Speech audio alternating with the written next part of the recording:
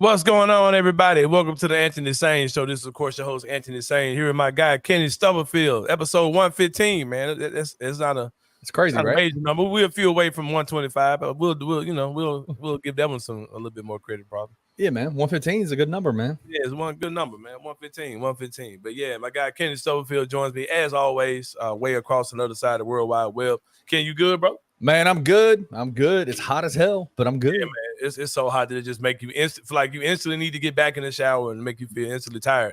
Just get back into bed, man. What are we talking about? It is hot as shit outside for sure. I'm sitting inside a cool 70 degrees apartment here out in Midtown, man. But yeah, I'm good, man. I hope you're good. A lot of stuff going on in the world of sports today. A lot of stuff happening. Yeah, a lot of little not a lot of huge stories, but a lot of things going on. And enough things in the world of shit I give a damn about. So we will talk about those things today. But, got a special guest coming on today. Two special guests actually coming on today, man. Yeah. My boy Troy Haliburton, who covers the Washington Wizards. He's going to join us for the Sit Down with Sain after this show. And also my man, the former 18-19 champion of the world and the current winner of the Wild Card Rumble for 901 Wrestling, Kevin Bless, is going to join me today. Man, it was crazy. You know, Kevin Bless is a guy. If you read the article in the Memphis Flyer about 901 Wrestling, you saw my quote where I said that Kevin Bless is a guy who doesn't really get a lot of cheers from the fans, right? But when Kevin Bless won the Wild Card Rumble, the fans actually got behind him, and it was a magical night inside the Black Lodge to see Kevin Bless win the Wild Card Rumble. And we're going to talk to him about that today, the reaction he got. And I'm going to try to get an answer out of him, Kenny Stubblefield, because, with him winning the Wild Card Rumble, he gets this shot at He gets a shot, right? He gets a pick. Any 901 championship, whether it's a 901 championship, the 18-19 championship, or even the tag team championship. I'm going to try to get an answer out of him. I'm going to try to break the news today on the Anthony Sain Show to see which belt he's going to go for. But we'll see how that goes. But, Kenny, since the last time we talked, as far as local things are related, pretty major story that's been lingering the entire summer.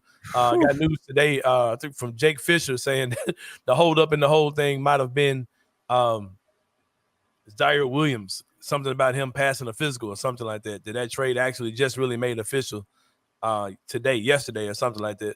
But that's not the news I want to talk about. The news is that Luke Kennard signed a 1-year, $11 million deal, roughly $11 million deal to return to your Memphis Grizzlies. Kenny, I made a decision a few years ago to that social media was kind of becoming too toxic in my life, right? And it was and the more stuff you do, the busier you are in sports or journalism or content creation, like things like that, the more dumb stuff you have to deal with, right? There are people who kind of get off on either arguing with you, antagonizing you, or whatever, right? So I was like, man, I don't really have time for this stuff. Like, I don't. And I made the decision to, when somebody comes to me, if anybody comes to me disrespectfully, I'm blocking you, like first interaction. Like, I don't have time to play around. If you're some coward playing around, hiding behind an account on Twitter, you say something really stupid to me, I'm blocking you immediately. Like, I don't have time for that at all. And then I kind of see people who are just super toxic, super silly goofballs on Twitter, and I'll block those people too. We may have never had an interaction together, right? just block you. Like, I don't want, if this is what you put out, I don't want to see this. You know what I mean? Right. If you're either openly or covertly racist, you ain't even got to be talking to me. I'm blocking your account. My block list is at about 200 people, close to about 200 people, because of it, and it's caused a very streamlined experience for me. Very peaceful. Only see so much stuff. Is it a much better experience for you? Bro, I don't get into it with people. Like, the first time if you want to have a debate, we don't have to agree about anything. Because I hear people who get in their feelings and they say, "Oh, Sain will block you if you disagree with them." No, we can have a difference of opinion. That's fine. There are people that I enjoy our differences of opinion. This is a white kid, 901 everything, who just I can tell he's young just by the emotions he puts into his tweets. But I have fun like not agreeing with him, right? But he keeps it respectful. Like as long as you're not disrespecting me, we don't have to agree about anything. Because if you like being wrong, that's just on you. Like, there are people who, I see people who come up to me, "Oh, Sain, I don't agree with everything you say." Well, you should agree with everything I say. Like, you probably would be more right than wrong if you agree with everything else. But yeah, like I said, that's my rule of thumb, right? And when this Luke Kennard thing came out, I had a Thanos moment. I had a Thanos moment in Endgame when he could just breathe in peace, realizing that he did it. He got rid of half the population, right? and half of my Twitter feed, I feel like I've destroyed. I've gotten rid of them. You know what I mean? Like I said, I blocked about 150 people, only follow about 1,500. So, I'm at peace, man, and I like it. I enjoy it. Luke Kennard signed a 1-year deal for all the dumb stuff. I don't see it. The stuff that people be talking about, I have no clue what they're talking about half the time. Sometimes I'll go look for it. Then I have to not unblock the people they're talking about. Like I'll get people send me some of the group chat or something, and I'll go read it. But for the most part, I don't have to deal with any stupid stuff. Stupid people can't come to me saying anything. Now they kind of go to the YouTube comments. Hey, shout out to y'all. Thanks for the what's the word I'm looking for? The engagement. Thanks for the engagement. Yeah. Thanks for the impression. Yeah, they come to the YouTube page now in the comments and say stupid stuff. But Luke Kennard signed an $11 million deal with the Grizzlies. I'm gonna tell you this, man.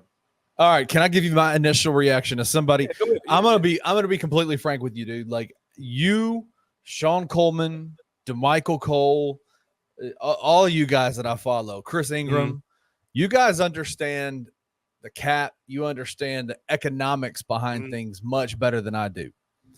But even so as a layperson's perspective, of somebody who doesn't understand all of those rules that well, the 1 year, $11 million threw me off a little bit. Like I was confused by it, but then I saw obviously you and Sean and DeMichael and everybody kind of coming in and saying, "No, this is what's going on." Makes sense to me now.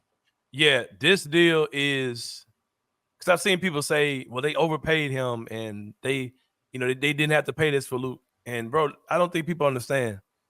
The Grizzlies finessed the shit out of this deal because if it was a Grizzlies centric deal, they would have got him for like 3 years, 24 or 327, something like that. A 1 year, $11 million deal.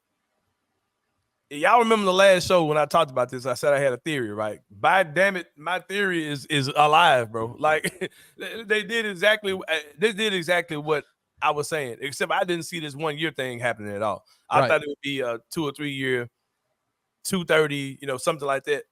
But a 1 year, $11 million deal makes this Luke Kennard contract valuable as hell, bro. Because it's going to be an expiring deal that's going to disappear at the end of the summer. And is in the range, it's in the mid-range, it's in the mid-level range. So you can take back a mid-level exception player guy and get and give off Kennard at a good amount. And I've seen people who say, well, they overpaid for him. No, they made his contract an asset. They put his, because if they sign him for $4 or $5 million, it's not many guys you can get for him by himself. Right. If you combine them with the Luke Kennard, with the Marcus Smart, or you combine them with the Santi Aldama, it's a bigger contract and it's an even sexier situation, So well, let me ask you this. Can I ask you this, just a clarification? In your mind, does this deal confirm to you that what I've been saying to y'all for over a year, that they don't value Luke Kennard the way we do? That they don't value Luke Kennard, number one, in the same way that most Grizzlies fans do.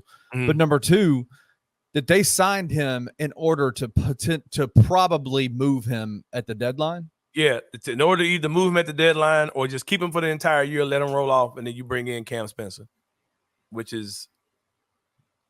makes sense to me. You know what I mean? And here's the thing. I've heard a lot of people up and down Twitter, different shows, and they say this eye-rolling narrative that I hear so much that just makes you like, bro, I just want to just cut all y'all off, bro. Like, I'm hearing people say, well, shooting, shooting matters. And I'm like, bro. It clearly doesn't. But here's the thing. Like, I'm hearing people say that, right? Shooting only matters with a guy that you actually want on the court over other dudes. Right. You know what I mean? Like, if Luke Kennard is one of the best shooters in the league, that's great. But that's only if I want him on the court instead of Marcus Smart. If I want him on the court instead of Vince Williams. If I want him on the court instead of Gigi Jackson. And I don't. You know what I mean? So, and I think that the way that this contract is set up, the dollar amount, the years, all those type of things are going to reflect the thing I've been saying for a while, that Luke Kennard is going to be a guy playing 12, 16 minutes per game max. You know what I mean? And he's a guy that if he can do that, Cam Spencer can do that too, though. You know what I mean? Yeah, so that's true. That's true. I think that you're going to see a Luke moved at some point this season. And if he doesn't, and if he actually like plays out of his mind, and he's a guy that, that gets more minutes or plays more than that, you win on that too. You bring him back next year, or he's a super valuable trade asset, whatever. Let me ask you this. Do you think that Luke's representation, Luke himself, is disappointed by the 1 year portion of it? Yeah, and I think he wanted years, of course. I've heard people like Parker Fleming say this 1 year deal sets him up to sign another big deal before 30 years old. I get all that, but I'm sure they would like to sign that deal this year. You know what I mean? So I think he does feel away about it just being a 1 year deal. But I think if it was a multi-year deal, he wouldn't be making $11 million. He might be making 5.5, and you're getting the same deal, but stretched over 2 years. I think the Grizzlies handled this very well. I think they realized that the market was drying up and that the value for Luke Kennard was not very good. So they were basically able to make him a tradable contract, and they made him the most valuable tradable contract he probably could be, been an expiring contract and in that mid-level player range. And it opens up the Grizzlies, like I said. You can make a player-for-player trade with Luke Kennard where you can trade him for a mid-level contract-level player, and there's a ton of those in the league. Or you can extend it with a guy like a Santiago Dama to sweeten it and, probably get a even higher paid guy. Or you can go big and you can go Marcus Smart plus Luke Kennard, and there's a lot of guys in that range. When you get into what's 25 plus 11, I think Smart is in the $30 million range. There's a lot of guys that you can pick from in that range. So I'm just saying, man, if Luke Kennard is something you want to do, the way that they went about doing this, the Memphis Grizzlies, I like the way they did it. And I'm not saying they're going to move Luke Kennard, but his show looks awful trade-ish to me. It does.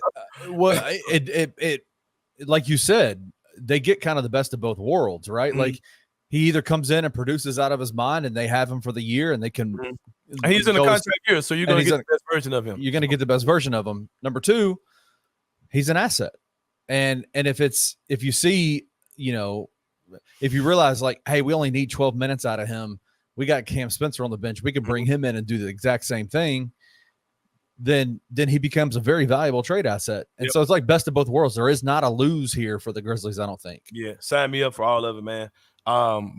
Sign me up for all of it. But we got to take a break, man. When we come back, man, my boy Troy Haliburton covers the Washington Wizards. He's going to join us. I'm sure it's going to be a great interview. We'll see you guys in a minute with more of the Anthony Sain Show. See y'all in a minute.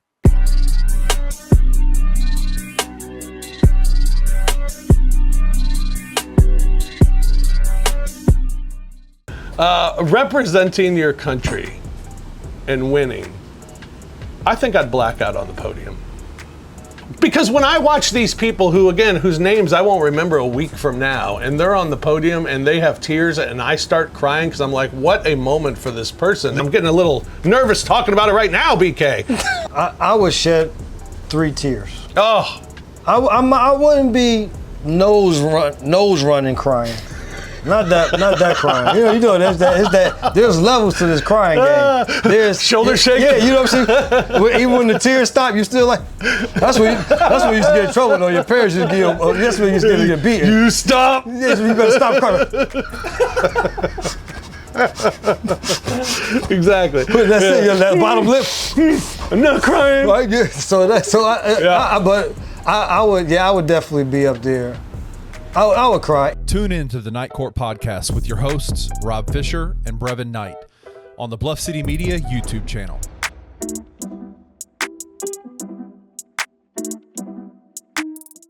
What do you want to see from Ed Scott? We've gotten fired up by his press conference. What can he do in his first 100 days for it to be a successful beginning of his tenure?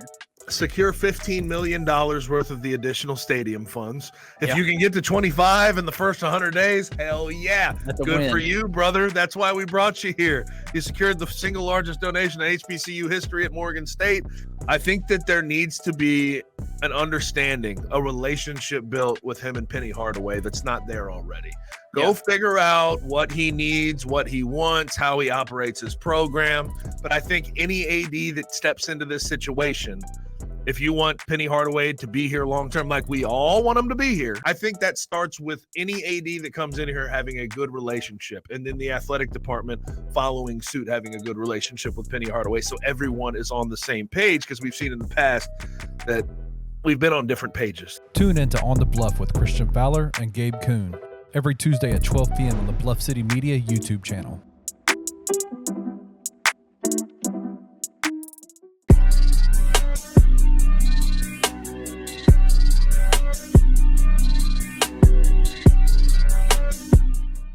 All right, y'all. Welcome back to the Anthony Sain Show, man. Got a very special guest, man. The internet brings us all together, man. It reminds us how small this world is. Had an interaction with this brother on Twitter. I said, man, I think this dude would be an awesome guest on my show. So here he is. This is my guy, Troy Haliburton. He covers the Washington Wizards for the Washington City paper, as well as iDealTaste DC. That's his Substack. Check it out as well. My man, Troy Haliburton. Troy, what's going on, my brother?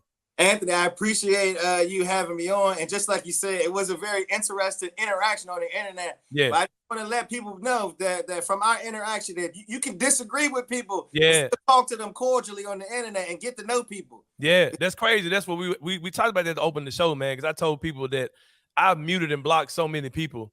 Just for talking to you crazy. Like, yeah, like, exactly, yeah. I don't know you. You don't know me. Let's why are you talking to me like you ready to fight, bro? Why are you talking like we for the scrap? Like that ain't happening. But yeah, had an awesome conversation with you, man. Because you broke some news. You were ahead of some news before a lot of the so-called national pundits were. You were saying that you had information that that Tyus Jones, a guy who's signed a deal with the Phoenix Suns, former Grizzly, former Wizard as well. You had heard that the Memphis Grizzlies were a team that were still interested in him. And I think you said Phoenix and maybe one other team. I think it was Atlanta, maybe. Atlanta Hawks, yeah. Yeah, the Atlanta Hawks, yeah. You said that those three teams were in the running for Tyus Jones, and Tyus Jones went to Phoenix, and he said that there were other teams that were interested in him. So, hey, where there's smoke, there's fire. I'm going to give props to you. You were coming at the Evan Citteries of the world and tell them, look, man, if you go to conjugate, whatever it's called, what's the word? Yeah. If you're gonna do that, you at least throw the original brother in there. Don't just throw anybody. Come on now. I think that goes to a lot of so much about what we see with NBA coverage nowadays. You don't know who to believe in, where these sources or where this information is coming from. And so, I as somebody who has spent the last 10 years of my life covering the Washington Wizards, have built up a nice, stable of NBA sources all around the league.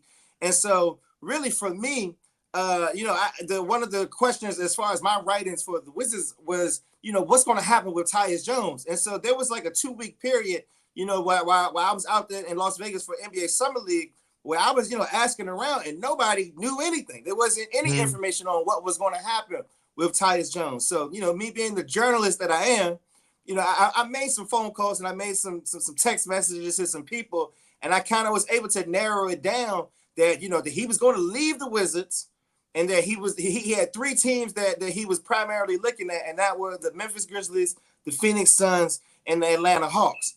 And so what I believe ultimately ended up happening was that Tyus chose Phoenix because it gave him an opportunity to go and start. And so, I think when you look at Memphis, from my understanding, Memphis they offered him more money, and he turned down more money. He only signed for the veteran minimum of $3.3 million with Phoenix.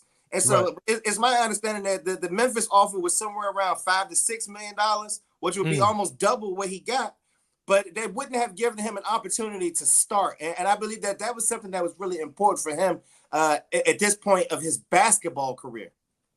Yeah, it was interesting, man, because when I first saw the reports coming out, and I'm still here now. I'm not saying that what you're saying isn't true, but I don't think the Grizzlies actually made a serious run at Tyus Jones. And at that number, I don't even consider that serious. You know what I mean?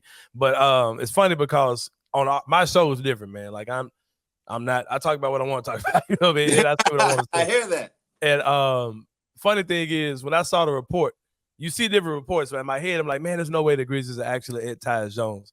Then another side of me was like, all right, this is a black dude saying this. This man probably know what he's talking about. Because I try to tell people all the time, man. I talk to Kenny Stubblefield, my producer, about this all the time. I'm like, bro, when black people are saying they got news, it's a little different because it might be a good chance that like Tyus Jones' baby mama get his hair done and this man girl beauty shop. I mean, it'd be different.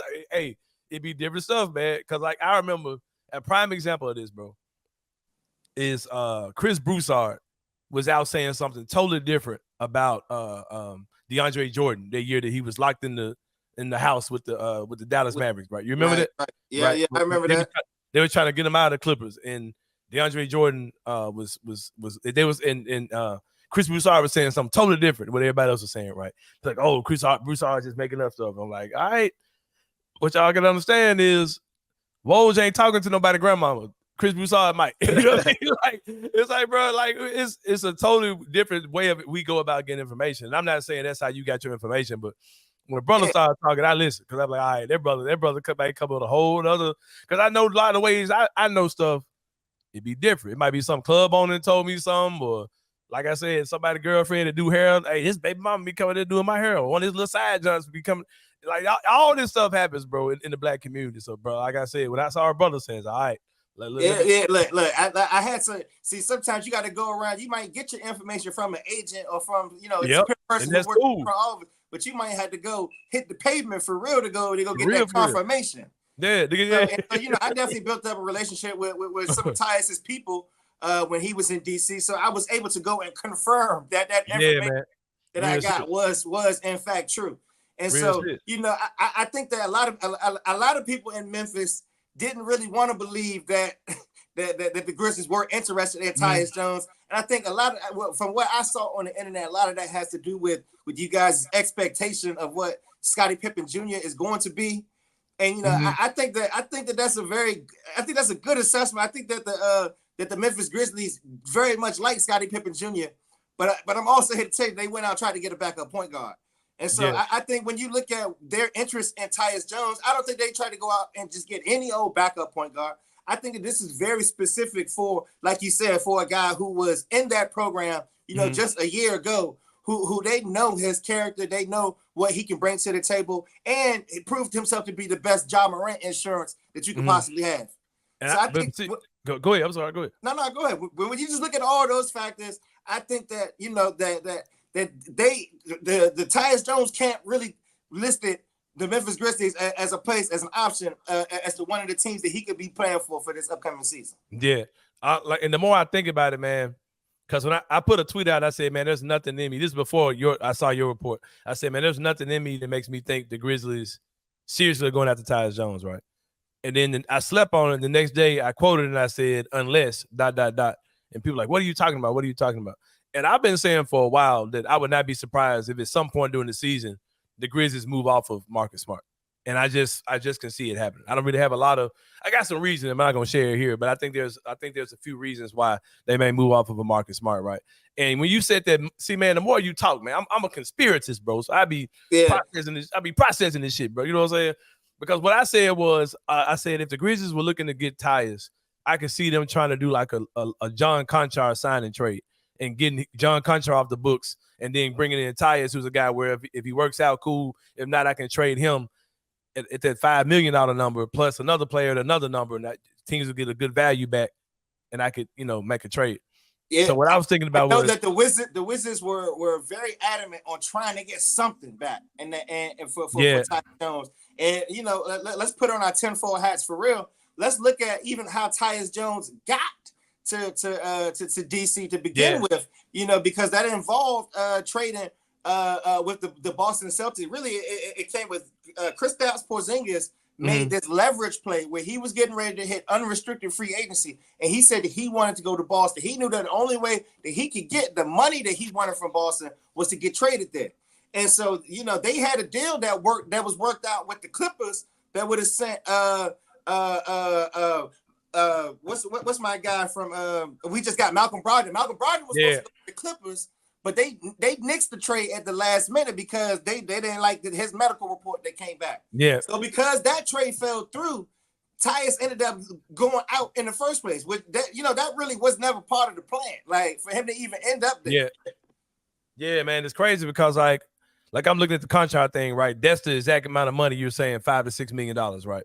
So I was like, man, if we had see, bro, you got me want to Kenny Summerfield. I know you in the back listening, man. This man really got my brain thinking, man. The Grizzlies that's what I'm here for. The Grizzlies on some other shit, I believe, man. I think they up to something, man. And here in Memphis, we're excited about all of it. And I'm gonna be real too, man. Like I said, this is a different type of show. If you don't like to hear this type of stuff, go to another video. But I'm gonna say this too, man. And you the perfect brother me had this discussion with. It's just kind of strange, man. It's not really strange because we see it so much. As black men doing what we do, especially guys who are more independent than we are, who are kind of grinding on our own, not really connected to a publication, all these type of things.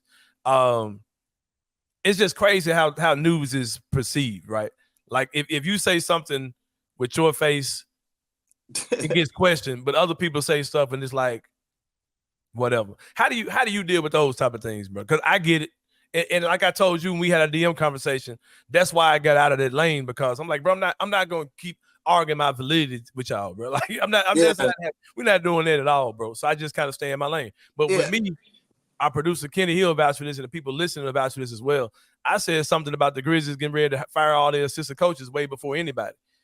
And people just kind of ignored it like I wasn't talking about nothing. And then when it actually happened, they started crediting other people. Like, hey, I see this is what y'all do, but I'm not going to go back and forth with y'all because it's not even my lane. So how do you deal with that type of stuff, bro? Well, I think that's the same exact situation that happened with me. You know, I had some intel that came in about it was the trade deadline of 2023. I said, you know, if the Wizards don't make any moves right here, I think that Tommy Shepard's job could be in jeopardy. And sure enough, at the end of that summer, Tommy Shepard was without a job. And so I think that in this business, I think somebody who helped mentor and usher me into the reporting business. Shout out to my brother Clinton Yates from ESPN fame, Around the Horn. He's one of my mentors.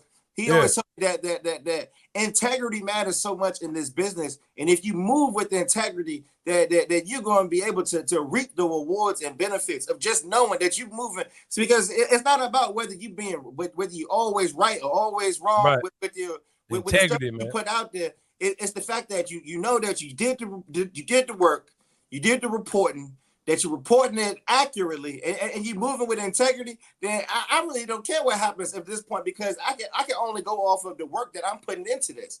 And so, you know, like, and the thing is, like, with this particular story, you know, I had gotten that Tyus Jones information a few days before. And so, you know, I didn't really put it out there on the internet. But I tell you, once Phoenix and Atlanta made that trade, what's the Brian Windhorst meme? He said they up to something. Yeah. I said, no, I'm like, these teams didn't just do this innocuous little deal. Isn't just a random little deal. Like they somebody moving money around trying to make something happen with this. Yeah. But that's when I went and I started, you know, trying to put the pieces of the puzzle together a little bit faster. And honestly, I think I might have helped speed up the process, because you know I had people calling me. They were like, "Hey, look, man, that information wasn't supposed to be out there, and now that it is, like I think Phoenix really went ahead and tried to seal the deal to make sure that they locked them in." Yeah. And so that happened the very next day. Yeah, for sure. Yeah, I definitely saw some of that too. It definitely felt like that type of information was getting out and getting co-signed by some of the other national guys. Exactly. In the effort to make Phoenix and nobody had it before. Like that's the thing that's really crazy. But the thing is, what I think is very interesting when you look at a guy like, when you talk about the NBA and from a macro standpoint, a guy like Tyus Jones, who you know led the league in assist to turnover ratio and shot almost 40% from three, quality starting point guard, that he's signing for the minimum. I think that there's a lot more going on here. I'm not on some conspiracy theory, but I just think that the NBA as a whole needs to look at how the market was kind of squeezed down for those those middle tier type of players. Whereas you got guys, the mid level disappeared this summer. There was no mid level. Yeah, exactly. And so when you start looking at some of the trends of guys who were opting into deals who I thought could have opted out of deals, but apparently the smart agents were telling guys that there wasn't any money out there to be had, and that teams were going to be more judicious with spending those mid-level type of deals. And so, I think that, Tyus really kind of had the market squeezed in on him. And, he kind of ended up like a game of musical chairs, like standing up when the music stopped. Yeah, man. I totally get it. For sure. Like you said, it does feel like that mid-level. There weren't many mid-level exception deals this summer at all. Teams are just really afraid to spend with these aprons until it opens up a little bit more in a couple more years when the salary cap expands out a little bit more.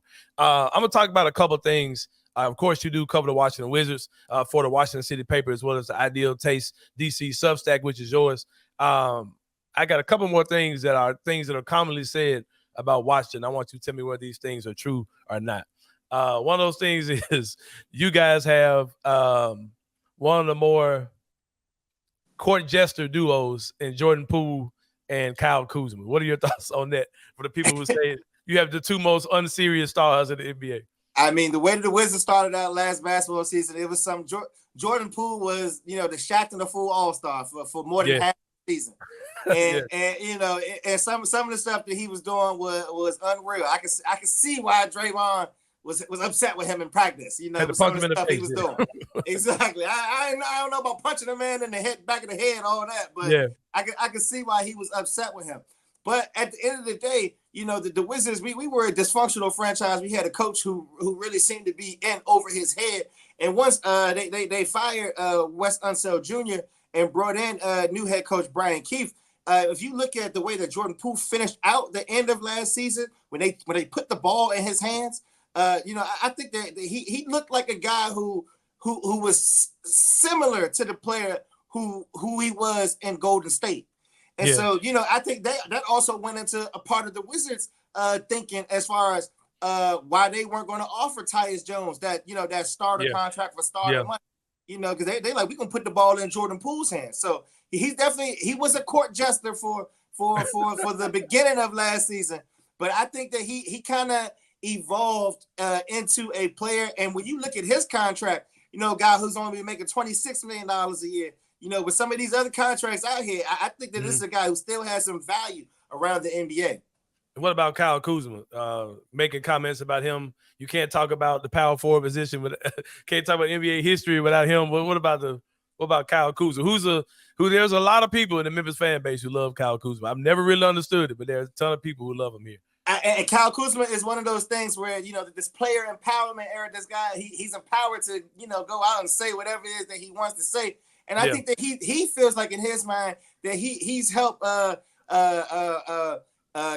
push the game forward with this, this new tweener stage, these guys who were not small forwards and not power forwards. 3 4s, yeah. Yeah. So I think in his mind that he thinks he's helped revolutionizing the game as a tweener. I mean, when you look at it, he did win a championship with the Lakers, and some people might say that he was their third best player on that championship team. I wouldn't say that, but okay. Hey, look, some people might say that, but he might say that. But go ahead. I would say that Kyle Kuzma is a guy who I've seen him improve every year that he's been with the Wizards, and so he started out with the Lakers, and he had a very defined role, and so when he came to the Wizards, he has used that as an opportunity to expand his game and showcase a little bit more things that he think that he can do. And I do believe that if he were, and he signed a nice contract too for what was it, $100 million over 4 years, so he's making 25 a year. And so when you look at the rate of these contracts going up, this is a guy who I think if you take him out of the Wizards where he don't know how to do everything, and you just put him on a team where he has a defined role again, I think that he can still be a quality starter on a good championship contending team. Yeah, like I said, you see, he's some people you got to give him the ball, let him do more. Some you got to reel him in. Let him do less. Yeah, exactly. Another, you tell me it was a misconception or not, or just what you guys' perception of this is as a fan and a guy who covers the team. One of the things that said about Washington, especially the things we saw this particular offseason, the last 2 off seasons, when you trade a guy like Porzingis for pretty much nothing, you give Daniel Gafford, who was starting center for the Dallas Mavericks, you give him away to Dallas for pretty much nothing. And this summer, of course, you guys sent Denny Avdia away. A guy was on a super good contract, good young player. You sent him away. Don't really understand why you guys did that at all. What is your perception as a fan when people say, "Oh, well, Washington's a farm team," or those type of things? Is that true? Is that how you guys feel there, or do you think there's some method behind some of the madness we see? I think there is very much a method to the madness that the Wizards are doing right now. And so when you got to look at it from a front office standpoint, from a business standpoint, we got Michael Winger who's coming in. He was the new team president, and Will Dawkins is the general manager. These guys want to come in and solidify their own stamp on what the team is going to be. So all these players that we're naming weren't signed by them. These players weren't drafted by them. And so they want to come in, and they did a very good job of clearing the decks. And so sometimes when you want to clear the deck, you're going to have to get back. They didn't want to bring back a lot of money for some of these contracts that they were taking. They wanted to get expiring deals so that their books can be clean going forward. And so when you look at what they did with the Daniel Gafford trade, I wouldn't say they didn't get anything. They got back a first round draft pick, which they ended up using to draft Keyshawn George, forward out of University of Miami. And then Denny out there, they got the 14th pick, which they used to draft Bub Carrington, who ended up making second team all summer league. And so right now, what the Wizards are doing, this is a team who had no plan for nearly a decade, who completely squandered the John Wall, Bradley Beal years here in DC, and because they didn't have a plan. Now they have a plan, and they have a timeline that will line up with their new plan. And so when you get rid of, Gafford and Abdia, you bring in guys like Keyshawn George and Bub Carrington, who are rookies going to be on rookie deals. Their rookie deals aren't going to be up until the summer of 2028. And so now you look at the Wizards timeline, that 2028 is when they should be trying to start trying to win again, where they could be in a position maybe like the Grizzlies, trying to make free agent splashes. But until then, it's about you look at these guys, Dawkins and Michael Winger, they come from the Oklahoma City tree. And so basically what that means is we're not giving away assets, and we're going to acquire as many draft picks as we can, and then we're going to draft well. That's the formula to turn it around. That was up. Speaking of drafting well, you guys took Alex Sarr, number 2 in the draft. Number 2. Number 2 in the draft, right. With that being said, he had a pretty disappointing summer league. What's been the reaction there in Washington, and what are your personal thoughts about Alex Sarr and how you think his NBA career is going to go? So I had some intel in beforehand that the Wizards on their draft board, they had Ricochet as the number 1 player on their board, and I said that if he was there, that they would take Ricochet. And so a lot of the Wizards fan base, they didn't really like that. They really wanted Alex Sarr. And so I think that the reaction after his performance in the summer league has been one of cautious pessimism. Instead of cautious optimism, it's cautious pessimism. People they wanted to see him do so well, but I don't think that there's a lot of people really believing that he's going to reach those ceilings that they had beforehand. And for me, I think that his offensive game was always something that was going to leave a lot to be desired. And he showed what we wanted to see from him on the defensive end. But for a 7-foot player to not get any dunks in summer league, that's just unacceptable to me. Yeah. So I have some concerns as far as what his future perspectives in the NBA will turn out to be. Yeah, man, I appreciate you, Troy, coming on. This is my boy Troy Haliburton, man, covers the Washington Wizards. Hey, brother, I appreciate you for having me on, my brother. Man, for sure, man. We got to do this again, man. And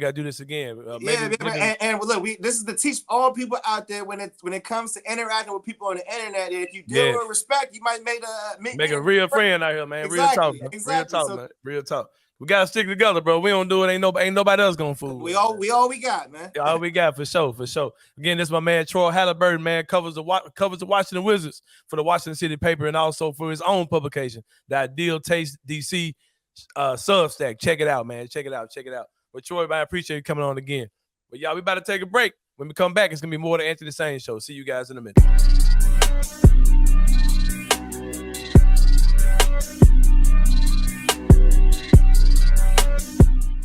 I've seen some videos. I know they had it at AAC Media Day. Seth played Commissioner Pernetti. You didn't jump on the sticks there? Yeah, I have not partaken in it. I've warned our players, hey, once it gets to midnight, shut the damn thing off and get some sleep. I will tell you, it is difficult to shut that thing off. It's a great game. I don't know if you've seen your ratings or anything, kept up with it. They've got every uniform possible. We're the highest rated G5, so they think very highly. It's one of my favorite games, so I had to get a new system for it. I've created a dynasty, but defense is impossible. It is, Coach, I couldn't stop the FCS Pandas. Oh, I mean, we got to teach you some defensive skills. I know, I do. I will not be applying for any defensive analyst roles, and I do not envy Jordan Hankins whatsoever. So you won't be in the stands yelling, play defense anymore. You're like, hey, I get it. I get it now. There's going to be, right, everybody else tells me how to coach a game and how to play it. Now it's twofold. Right now, everybody's, you should have run that, what about the smash pattern on 3rd and 6, coach? What do you think? I'm like, oh boy, now everybody's going to have answers, and I can't wait. And you got to send over your college football 25 resume before you can give any sort of advice to coach on what they need to be doing.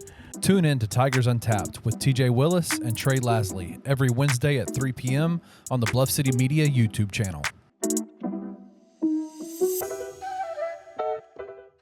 Known hater on Jake LaRavia on this show and others, and he proved to me that I think he's got some tricks up his sleeve, things in the bag that can translate to an NBA roster. You never want to overreact on Summer League. As my colleague here famously says all the time, you only overreact in Summer League if they're bad. I'm looking at you, Alex Sarr. Jake LaRavia looked good. When he was on the floor, particularly in that championship game, he looked like the best player on the floor, even when Gigi was out there. LaRavia proved to me that he could be a serviceable NBA player after what has been a rocky start due to injuries and just not really seeing him at all. He's 6'7". He's got good size. He's got a good build. He's strong, but he just hadn't been able to stay healthy. In a league where nothing is more valuable than size and shooting on the wing, like, you've got to try to keep him. I hope there's nothing that will make or break like Jake LaRavia more than just general health. Tune in to the $2 Sports Show with Rusty Witten and Drew Gann every Friday at 3 p.m. only on the Bluff City Media YouTube channel.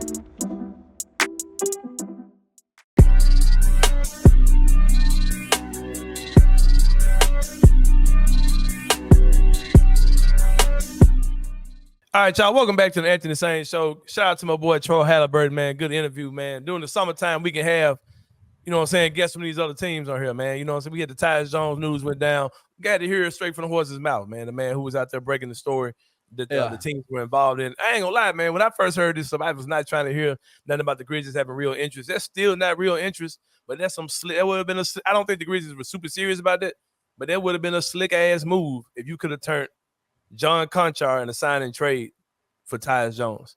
Yeah, that'd been wild. That'd been wild. You could have got a real player back for John Conchar. Yeah. And I'll say, man, they're up to something for sure. I'll say this. I don't think Scottie Pippen Jr. has anything to do with the Grizzlies making moves behind the scenes right now. No. I don't think it has anything to do with it. No. I think Memphis fans will tell you that that's what it's all about, but I don't. Right. But if you're trying to get a deal, let's talk about it real quick before we go into the 3-point. Okay. If you're talking about a deal, man, where you're about to get Tyus Jones, who's like a full-time backup point guard. Like, if you're not going to be your starter, he's going to play 15, 20 minutes a game, right? You're not going to, just have him sit on the bench as an emergency guard. He's going to play minutes. Right. If you're willing to do that, that means that you're cutting out half the things that you want Marcus Smart to do. It means you just want Marcus Smart to be a wing defender or, on-ball defender. For a lot less money. Bro, there's no way that was your goal, that you thought that was going to work. If you were seriously going to take Tyus Jones back in a trade or bring him back or re-sign him, whatever, that means that you probably got a Marcus Smart deal that's out there that you're ready to push the button on. That you had a Marcus Smart deal ready to go. Well, there is one right now that they can push the button on anytime. If they had, you heard the guess, man. You heard the guess. You ain't for the have Tyus Jones and Marcus Smart in the same team. You were initially when that report came out, you said there's no way in hell that's happening. But now he's telling you they absolutely were talking to him. He said, I can even give you dollars. The Grizzlies offered him between $5 to $6 million a year. And I think there was a John Conchar sign and trade. A John Conchar sign and trade that would then trigger a Marcus Smart move that they probably have on tap right now. All they got to do is push the button. Ain't no way, bro. You're not bringing Tyus Jones on this roster and just saying, okay, hey, you're the backup point guard. Marcus Smart, go play 15 minutes a game as you're putting them in like Luke Kennard minutes at that point. Which then you're saying to me, they're thinking Vince would have been the starting small forward. Hey, get ready, man. Buckle up, man. It's gonna be a wild year. Wild year. You can't don't just say a wild year. You still got a lot of offseason yet. We don't start playing basketball till October, bro. It's a long offseason still. It is a long offseason. I don't think there's nobody what other backup point guard are they going to try to go get that could take Marcus's spot? If they trade Marcus Smart today, bro, it ain't like Scottie Pippen Jr. couldn't hold that shit down. Then maybe I'm wrong. Maybe Scottie Pippen Jr.'s summer league does have something to do with what's going down. And I ain't never said Scottie Pippen ain't a good player, but my thing is, he's a fantastic deal right now at all. Yeah. Hey, bro. Why would you need to if you got man, the 3-pointer, man? When we talk about 3 things. if you got Marcus Smart? Why do you need anyway? Sorry. Right. 3-pointer. Because if you got Marcus Smart on your roster, and everybody's been saying Marcus Smart is going to start and he's going to back up Ja. Everybody's been saying it, right? People who kind of using logic, that's what they're saying. Especially when you look at how minutes have to be distributed. But if you're talking about bringing Tyus Jones on, yeah, no way that's half of the stuff you wanted Marcus Smart to do. That means you're probably about to trade him. Hey, I want to before we get to the 3-pointer, I want to give a big shout out to Troy, man, because we were talking before he came on. Last year was a rough year for us in terms of covering the Grizzlies with just being out of it so quickly. We had to do a lot of swinging and trying to figure out how to cover the team and how to make it interesting, all that. Like this for 10 years. This man's been doing this for 10 years, covering the same team, covering it. I just want to get kudos to you, man. He's had a couple playoff teams in it though. Like let him get a winner and see. Let him get a winner and see what happens, right? Anyway, shout out to Troy. For sure, man. For sure. Got to get him back on when the season starts. The 3-pointer, man. We talk about 3 things going on in the world of sports. Number 1, man. I can't remember what I told you. Put it on the screen. 2024 Olympics update. All that, man. Your Olympic update. Team USA beat South Sudan. Hey, bro, I ain't gonna lie, them South Sudan boys. Whew. Aesthetically, them folks look like the hoopingest dudes you probably ever bro, seen. This is what's 2 things about South Sudan. Luau Deng has been covering the financials for that team for the better part of. We're gonna talk about somebody else covering financials too, but go ahead. Then they do not have an indoor basketball gym in South Sudan. How is that possible, bro? They're building them right now. How is that possible? Unbelievable. I'm so how though, bro? I don't know. If Luau Deng is sponsoring them, surely he can build a gym. They're building them right now.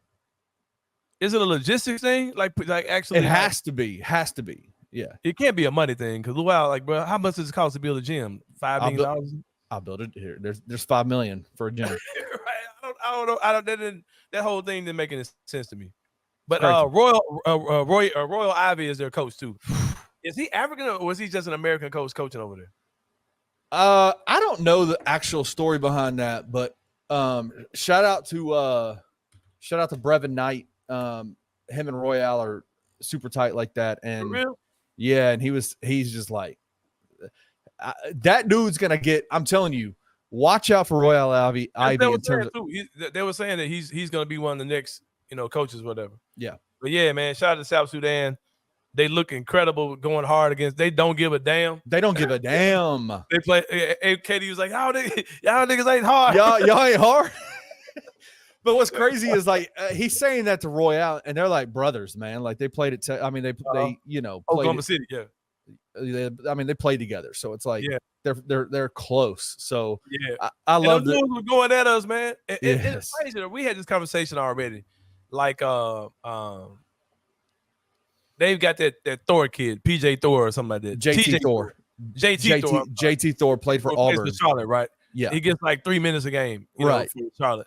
That kid can hoop, man. That kid can hoop. That's what I tell people all the time, man.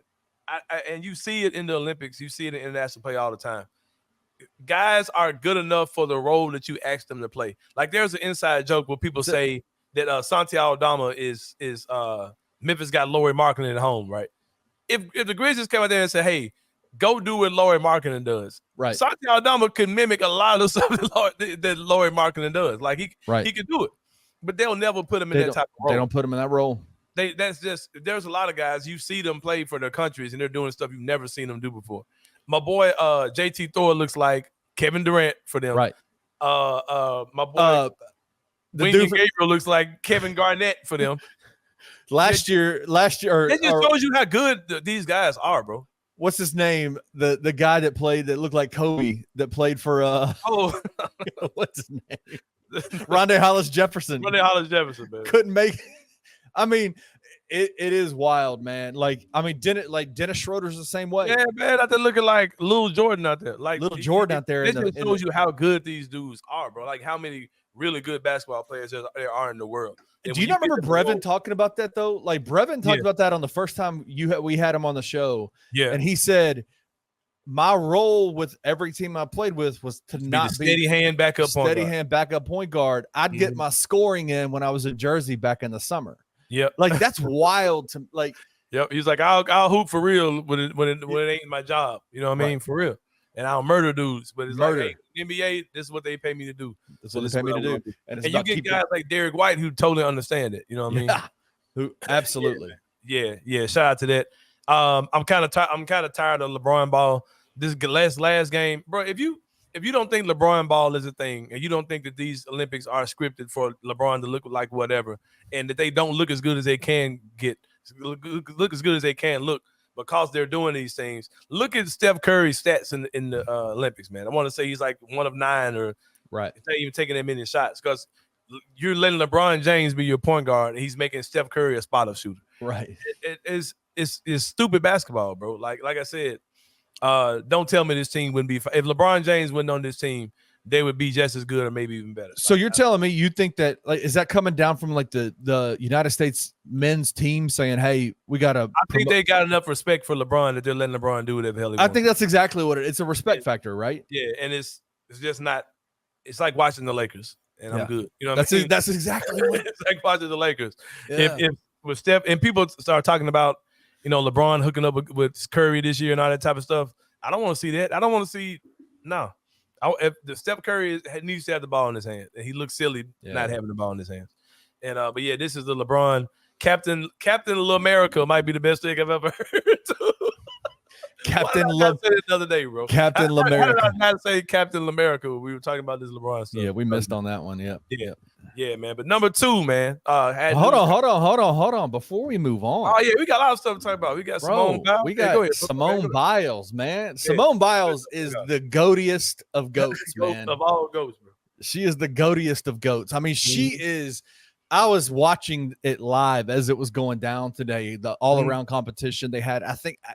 I don't want to get it wrong. They had a certain number of routines, and her best routine is on the floor, the dancing, the tumbling, and all that kind of stuff. And so they said that she was the last one. The final routine had to score a 13 point something. She ended up scoring a 15. Got the gold medal, bro. She is so freaking awesome. So she's done. She won the all around today. She won the all around today. Gymnastics over. Yes. Damn. Yeah. I ain't seen none of it. Oh, so good, man. So good.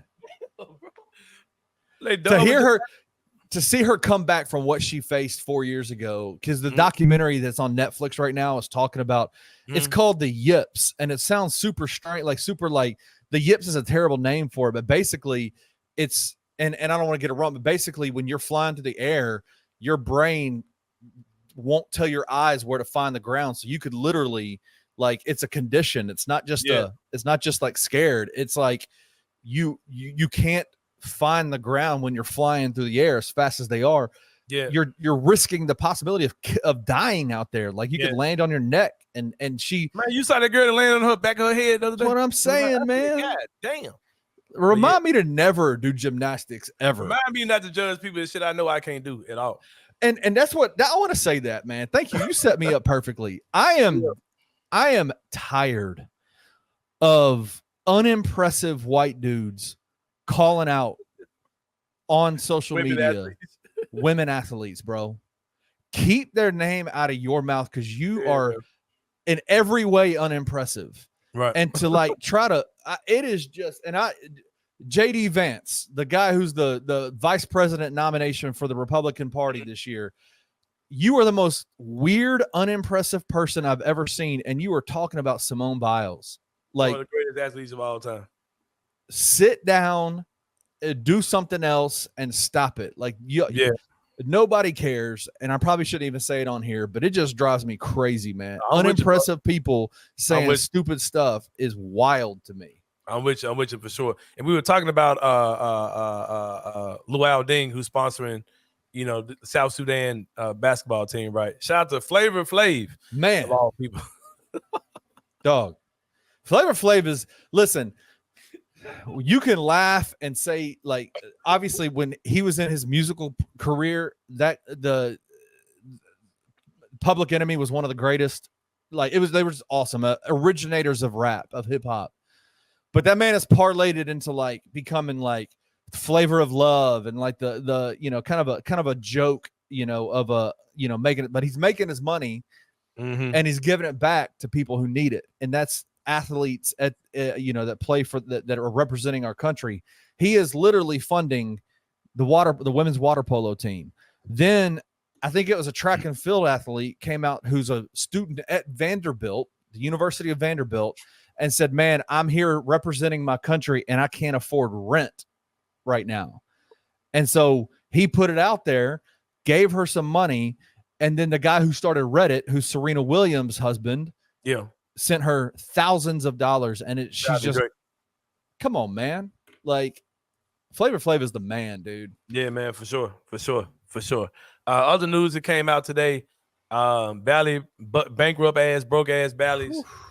Talking about the Grizzlies might not make the cut as far as teams that they'll be producing next year. Diamond Sports, the company, of course, that owns Bally's. Man, get free Brevin. Free Brevin, free Rob, free Pete. Free Pete Pranica. Everybody, get them out of there, man. Get Verno out of there. Vernon, everybody. Amazon, save us. All right, Man. would you rather have, I'm going to test this real quick, and we're going to move on.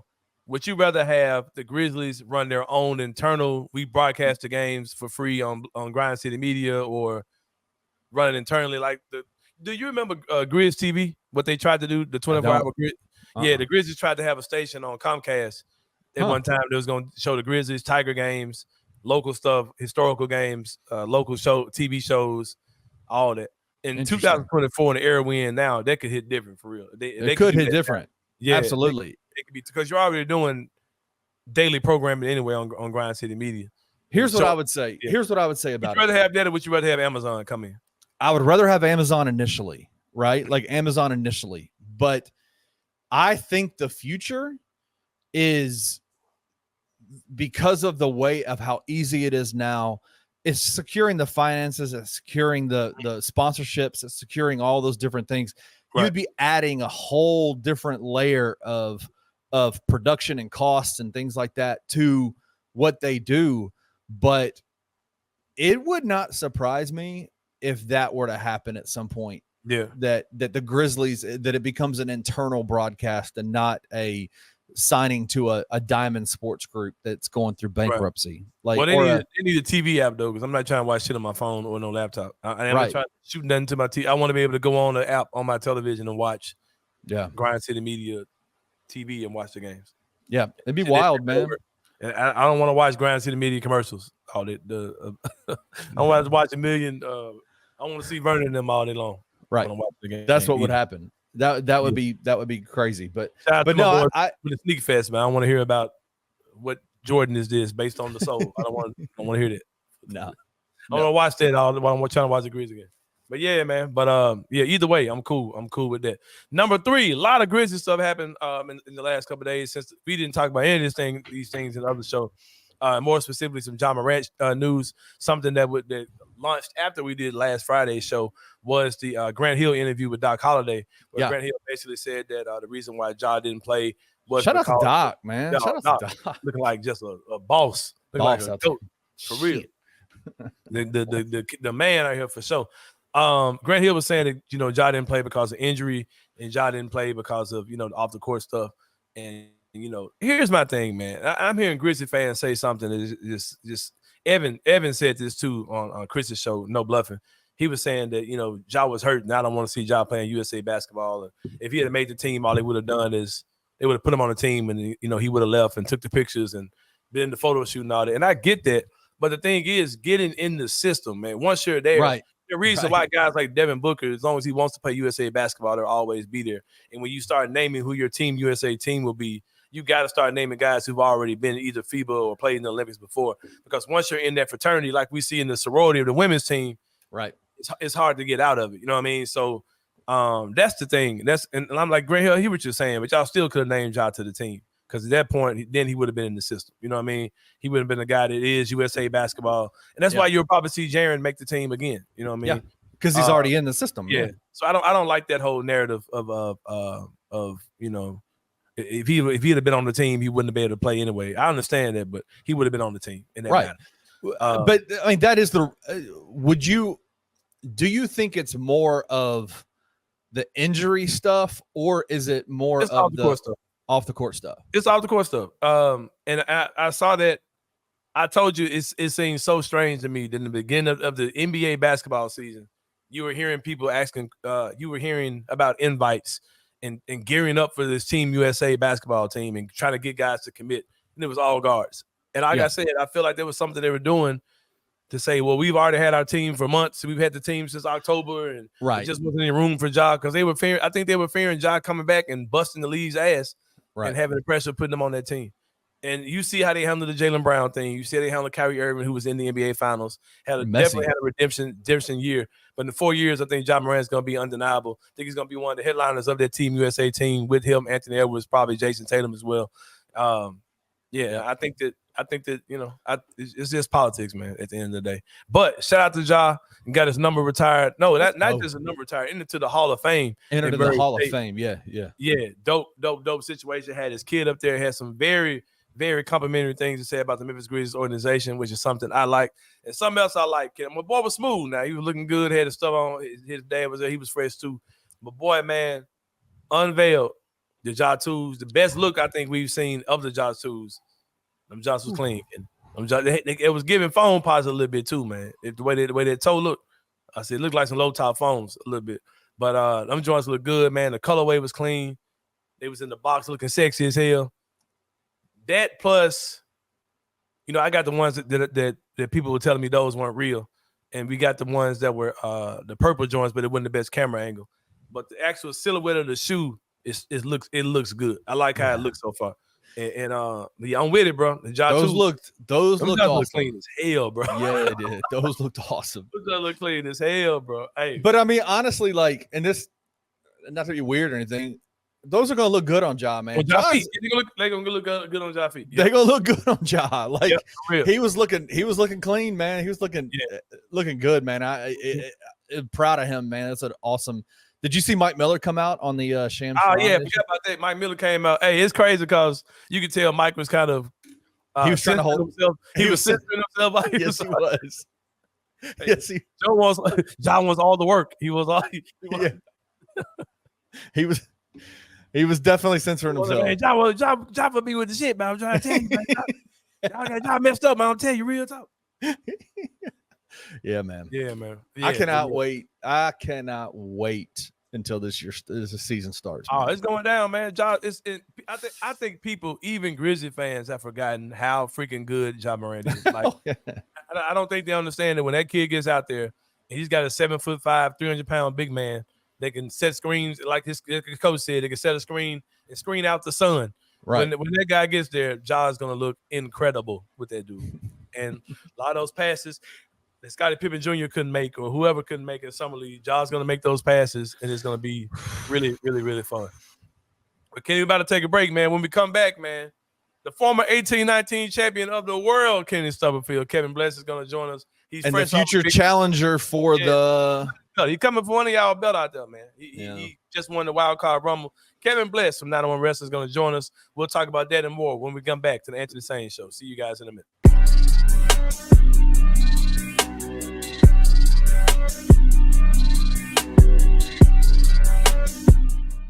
Ja Morant had his it was a Hall of Fame day for him at Murray State. Right. That's a Murray State kind of thing. The NBA stuff we're gonna You got your possibly your first actual look at the Ja Twos. Yeah, man, he Hall looked of Fame so good. He just looked like a good ambassador just for everything. Like he just looked really well put together and like a G. I was really excited to see him. Yeah, and the shoes looked really cool too. And the shoes look fly. Because I was really scared at some of those leaks that they were going to be awful. Man, because the Ja ones were so good, good. Like every single, like every one of them are good. They're just all good. It would be really crappy if the Ja 2s were just like, yeah, awful. Tune into The Daily Grind with your host, Luke Hatmaker, every Monday through Friday at 7:30 a.m. live on the Bluff City Media YouTube channel.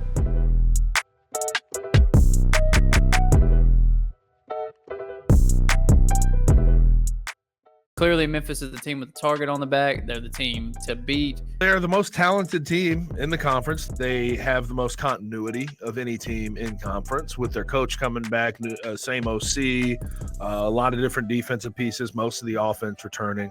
It makes a whole lot of sense. From a 10-win team, if you return most of your roster, you should be really damn good again and probably exceed expectations even more. But I think it's just going to be a challenge the entire year to be that team that's being hunted, that's being chased, that has the pressure on them constantly. You have some players on this team that have never been in that position. They're going to have to get used to that on the fly. There's an extra aura behind this Memphis football team that we've never seen in the past. You get everybody's best shot at this point because everybody's looking up to the top of the mountain. There's a target on your back, so you have to be ready for that. Tune into On the Bluff with Christian Fowler and Gabe Kuhn every Tuesday at 12 p.m. on the Bluff City Media YouTube channel.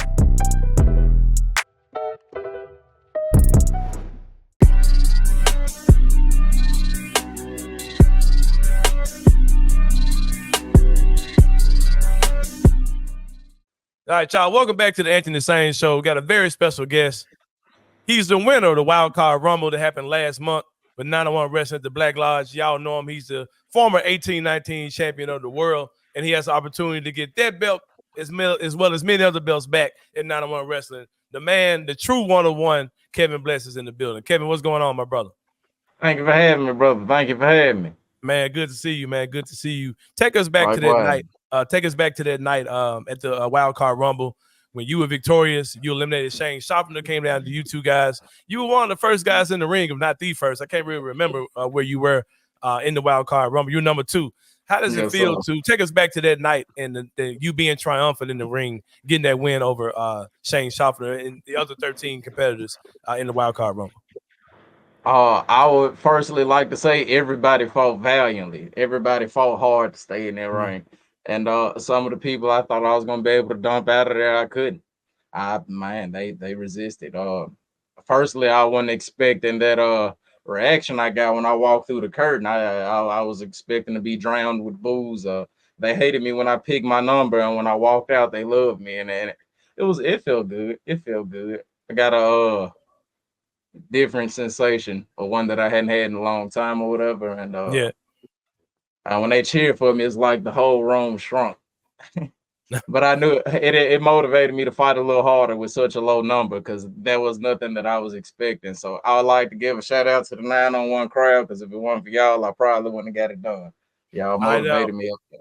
Yeah. You also, I'm sorry, bro. You also had some good things to say about Devin Taylor, of course, the Wild Card Devin Taylor, to who that show was dedicated to. What was it like, also with you being his last opponent before he tragically passed away? What was it like to be in that compete in that match and to win the match, and then the things you said about Devin as well?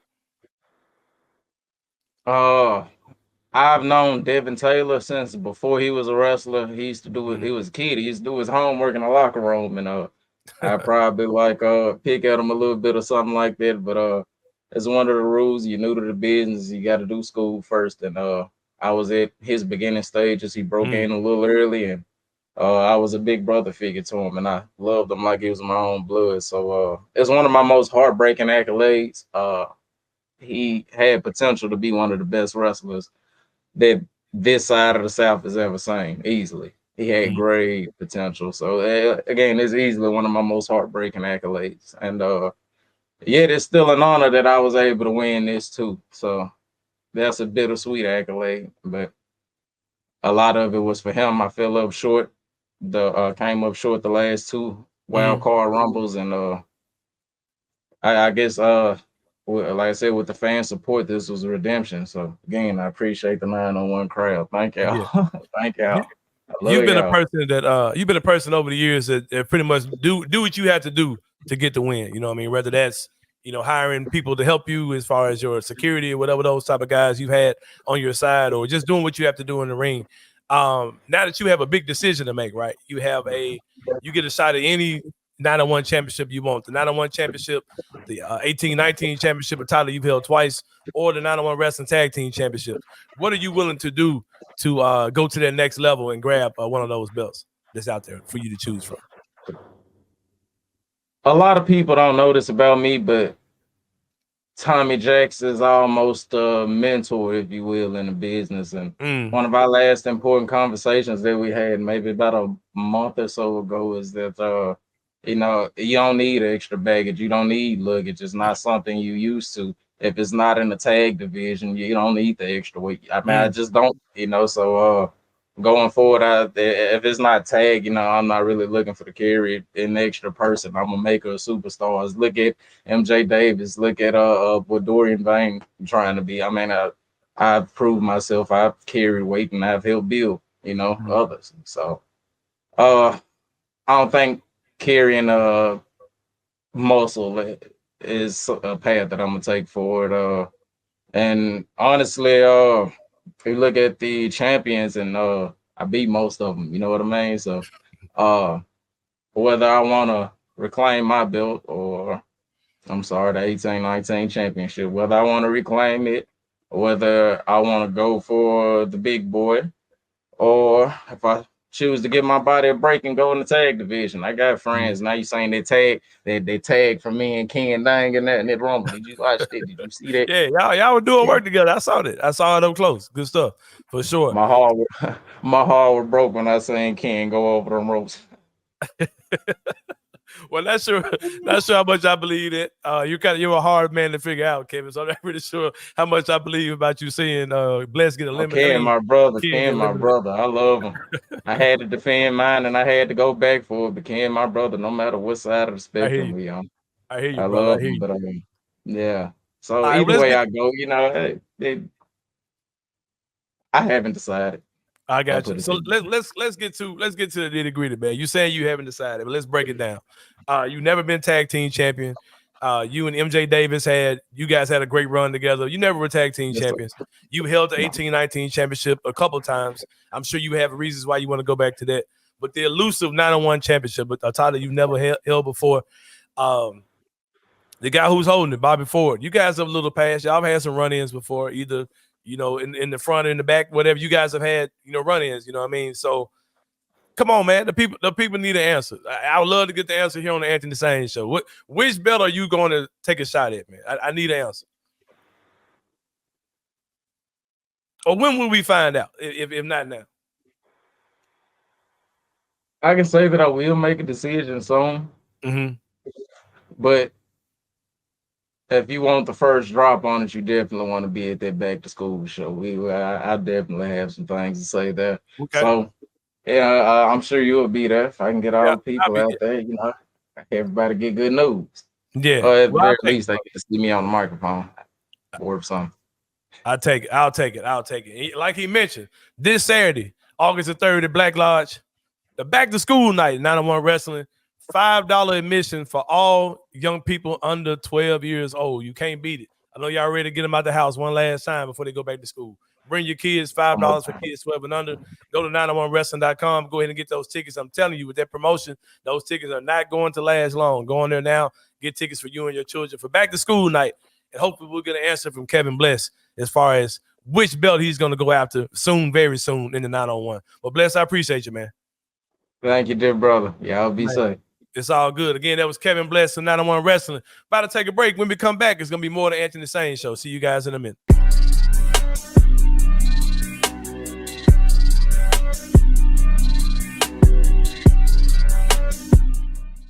I feel like your staff, you guys, especially this year, have done a tremendous job with bringing back key pieces. What does that say about the culture you've built here and those guys wanting to be in Memphis and accomplishing, you know, a goal to yeah, together? So very fortunate. I think it always starts with your current players and current staff. Like whenever I talk about culture, it always starts with the guys in the locker room. They're the ones that create it.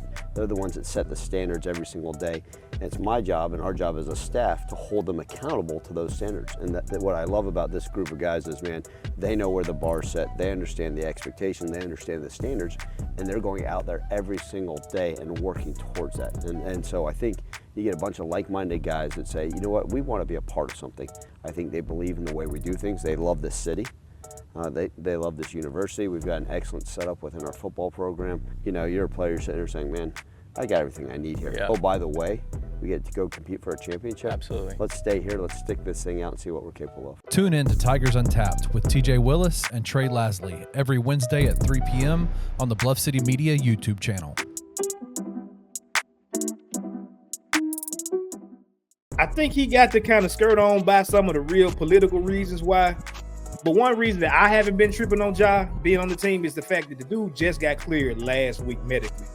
So even if he made the team, he wasn't gonna play for real. He wasn't gonna play. Like that's when Derek White him, bro. That's when Derek White him. That's when Kawhi him. That's gonna say, hey, right, we gotta bring him into Vegas, do all the photo shoot and all stuff like that. That's and, it. Hey, we ain't booking you a plane ticket to period, bro. I'm sorry. Right. You can head back to the. I'm looking at Grant Hill a little sideways. Yeah, dog. Like that little weird ass dance, like sideways. Yeah. It makes sense. Like it was a health thing, and as he said, it was just about health, which I understand. Like I didn't want Ja playing, even if he was healthy. I didn't want Ja playing in the Olympics. I love that. Why? We've already been over this. Stop acting brand new. I've already said this. I want Ja to go dark mode and kill these ninjas next year. I don't care about the Olympics. We gonna win. I'm a Grizzlies fan before I'm an Olympic fan. I don't care. Tune into the No Bluffing Podcast with your hosts, Christian Ingram and Evan Hayes, every Monday at 12 p.m. only on the Bluff City Media YouTube channel.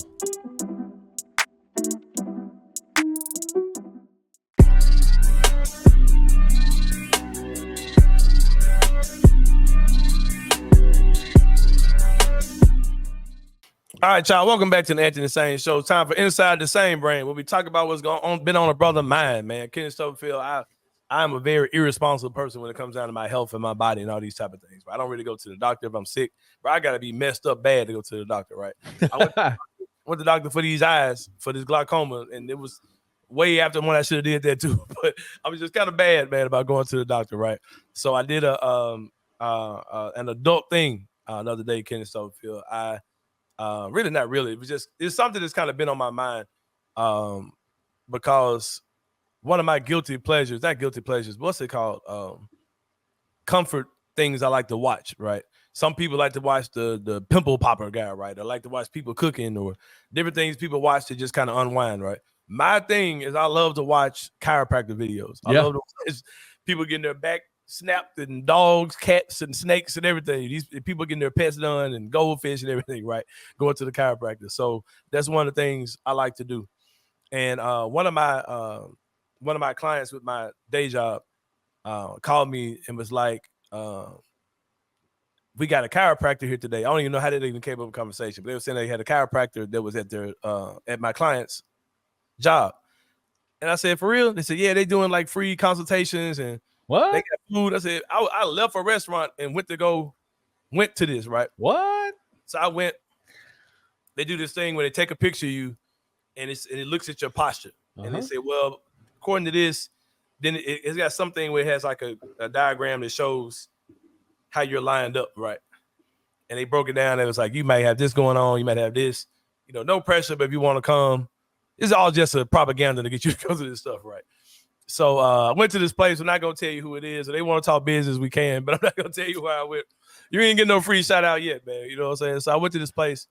And I ain't going to say I was nervous about it. I was super anxious. I was excited. I wanted to see what they say. Because I know I have TMJ, which is like, the right. jaw thing. And I know I have back pain sometimes. And talked to the good people at this place. And it was telling me just everything, all the issues I have. Right. And I told her that I told her that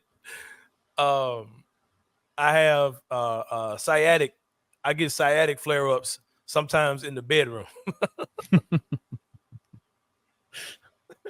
She's like, Anthony, she said, Mr. Sain, you don't have to be embarrassed to talk about it. You're like, I'm not. I said, I'm not, babe. I just don't want you to feel uncomfortable. And she said, oh, yeah. She said, I have people say that all the time, and yeah, we'll help you with that too. And she says, all right, Mr. Sain, get on the table. She's doing all this stuff. She's like, put my arms out, and she's pushing me down, pushing my arms like, oh, your arms are doing that because this, and doing stuff with my jaw. And I was like, damn. And she was like, lay out, you know what I'm saying? Lay out, and she's doing stuff with my legs and, resistance stuff, all this type of stuff. She's like, yeah, you notice like your hip. Like she was like, I'm turning your hip, and you can see you don't have full range of motion on your hip.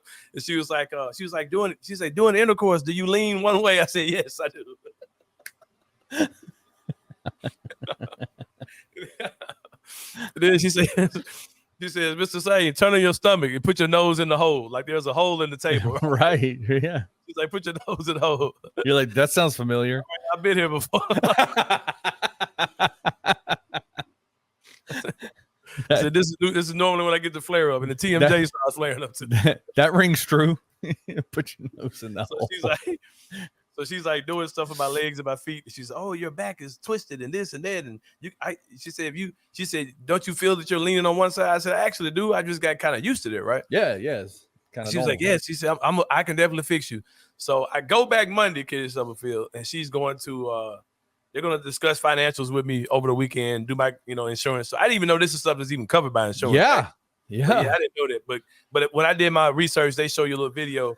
Chiropractic treatment is something that people do not take advantage of, but they should. And she said most people do it too late. They wait until they're like got to have back surgery, and then now they want to go to chiropractic. But she was like, if people do this as a regular maintenance, it'll help your quality of life forever. You know what I mean? Yeah. So I'm excited about it, man. I just been kind of dealing with TMJ for a while, and she's like, she's got some things that can probably help me with that. And she was like, your headaches, bad sleeping. Because I said, lady, I sleep horribly, and I've been like this for a long time. She said a lot of things that we call anxiety could be anxiety, but also just could be your body is in constant shock when it's time to go to bed. Yeah. It's like when you're laying down, nerves are shooting off, and you're not particularly in pain, but your body just kind of trying to adjust itself to avoid pain. Yeah. So I was like, wow. She said, yeah, that can lead to sleepless, restless nights as well. So, man, I'm excited about it. I'll let you know. I've been going to chiropractor as well. For real? Yeah, for the last like 4 weeks. For real? Take this on, bro. Well, because I messed my back up, and I was lifting weights about 4 weeks ago. Got lazy on a deadlift and hinged improperly, and my sciatic went crazy. My lower back went. When that sciatic bothers you, bro, you feel like. I mean, I was down. Those you don't know, there's a nerve that starts at the top of your butt and goes all the way down to the bottom of your feet. Yes, down the back of your leg to the bottom of your feet, and when you irritate that joint, you feel like you didn't mess something up real bad. For real, bro. Yeah, no, it was bad. It was bad. It makes you feel like your butt deflated. It makes you feel like somebody. Well, when your pinky toe starts going numb, you're like, wait a second, like this ain't right. But no, like I've been going and it's definitely like one of the things that I've really enjoyed about it is learning new techniques in terms of like gaining mobility. Because like as an older guy now, as somebody who didn't put a whole lot of emphasis into like flexibility and mobility, stretching when it did everything in the world. Just like back in the day, like me thinking like stretching was stretch out before you do a workout or before you go play basketball or do something, just stretch there. And chiropractors nowadays are telling you, man, like those kind of stretches don't help you. They're not a mobility stretch. That's just an anaerobic, like, moving your body a little bit, trying to get your muscles loose. There are mobility stretches and flexibility stretches that I'm learning right now that are changing my life, man. And it's a situation where my chiropractor's like, this isn't a hold this stretch for 30 seconds type of deal. There's 4 stretches and this thing should take you 30 minutes basically to do. If you really want to start seeing some flexibility and mobility. And I'm seeing it. I've been working my hips and my, all that kind of stuff and feeling good, man. I love it. I'm ready for this chiropractic life, bro, for sure. Like it's something I've been kind of intrigued by for a while. Absolutely. And, but yeah, I thought it was a sign from the Lord, man. When my client told me that they had a chiropractor at their job. So can I come in? We should do this. You like watching those things. Let me come and film you getting cracked. You even record my giggling ass or whatever. Let me come and film you getting cracked and put it on Bluff City Media's YouTube. Yeah, we might have to do that, man. We might have to do that. She probably have to sign off on that joint, some type of release form. But yeah, be like, here Anthony goes, shit. Shit. Yeah, damn. Yeah, you know me, bro, for real. Hey, I ran into a dude today when I was actually the place I didn't go to last time that I left to go eat this free food and get the chiropractic consultation. I went to a place today, that same place today, and there was a guy who said he watches the show, and he said, "Man, he said, do you have any? Did you go to school for journalism?" I said, "No, not at all." He said, "Yeah, man, I love how you don't sound like people who went to school for this." You're like, saying thank you, brother. I've heard the other side of that from some people, and it's a totally different reaction. You're like, yeah, man, I got my training in the streets of South Memphis, man. Right, What South are you Memphis talking Street about? 106. Bitch. That's where I got mine from. But yeah, man. But we're gonna slide up out of here, man. We appreciate you guys coming on today, coming on and joining us. Thanks to our guest again, Troy Haliburton, who covers the Washington Wizards, as well as the former 18-19 champion of the world, Kenny Stubblefield, Kevin Bless. Didn't get the answer I wanted from him, but hopefully we'll get it, tomorrow night. Are you surprised you didn't get the answer? No, Kevin is a wild dude, man. Yeah, I'm not surprised at all. But hopefully we'll get it tomorrow night. Back to school night at the Black Lodge, 7 p.m. Get your tickets, 901wrestling.com. Kids get in for $5 all night long at the Black Lodge. Bring your kids out, celebrate with them one more time before they go back to school. Well, for Kenny Stubblefield, this is Anthony Sain. We will see you guys next week, and we out. Thank you for listening to the Anthony Sain Show. If you enjoyed this episode, leave a rating and a review wherever you download your podcasts. Also, like and subscribe to Bluff City Media's YouTube page. For comprehensive coverage of Memphis sports, head over to www.bluffcitymedia.co and find out how you can become an insider. We will see you back here next week.